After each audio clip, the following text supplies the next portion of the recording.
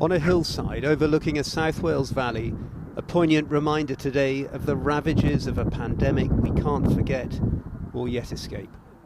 Each flag here is inscribed with a name lost to COVID.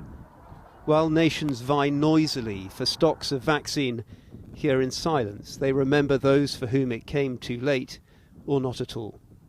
Like Bev Johnson's mother, Sheila Morris, who died in January.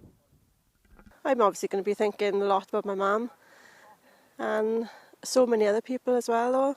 So there's going to be 500 flags there over the weekend from all different ages. The youngest we have is 25, and it's just been so sad. I said, if you ask anybody around you, they'll know somebody who passed away with COVID. For how long will their stories now echo across these and other communities, many whose existing inequalities COVID has so easily exploited? In the streets below, where the virus killed 3 members of the Lewis family in just 5 days, their home, like others, was draped in yellow ribbon.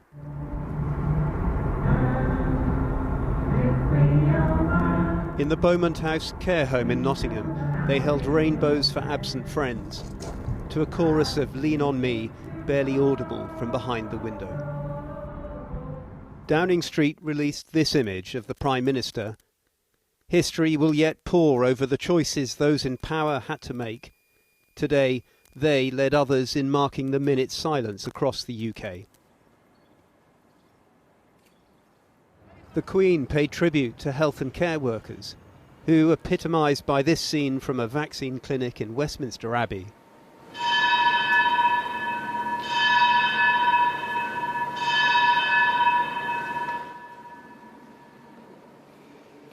could afford only the briefest of pauses. A year to the day since he announced the first lockdown, Boris Johnson said the collective fight against COVID had been like fighting in the dark against a callous and invisible enemy. And at the right moment, we will come together as a country to build a fitting and a permanent memorial to the loved ones we've lost and to commemorate this whole period. Like the Prime Minister, the Labour leader added his thanks to frontline staff, but it wasn't a day devoid of politics. And we owe both the NHS staff and those on the front line and all the families of those that have died to learn the lessons of the last 12 months, to have an inquiry and to learn what went wrong to make sure that we never repeat that. It has been a year of profound change. One of constant reflection on lives, livelihoods and liberties lost. Lockdowns have left an unrecognisable economy still guessing at its future. The masks we once deemed a foreign quirk are now woven seamlessly into the fabric of our daily lives. Change has been everywhere. The process of recovery will be vast, says this psychotherapist and counsellor with a special interest in trauma. Both her uncle and father died from COVID. I think we're potentially facing an epidemic of mental and emotional health issues arising from, large-scale, complicated grief or unresolved grief, because people haven't had the opportunity to grieve together.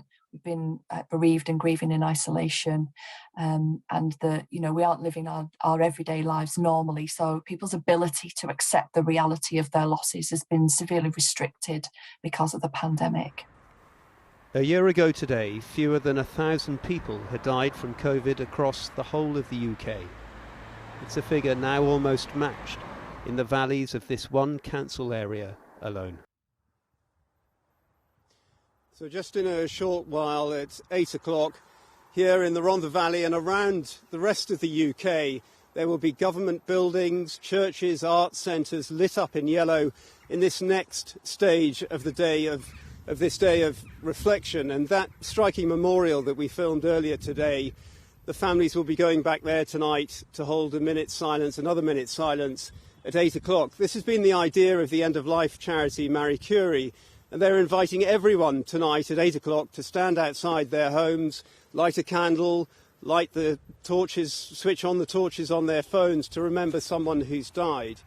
This, of course, has been a seismic year for everyone. Loss keenly felt on so many different levels, loss which is still ongoing, and how we choose in the future to mark this period in our lives, given the scale of the deaths involved and the scale of the upheaval, is going to be something one suspects is going to be debated for years to come. But perhaps today we got an early tentative glimpse of what that one day might look like.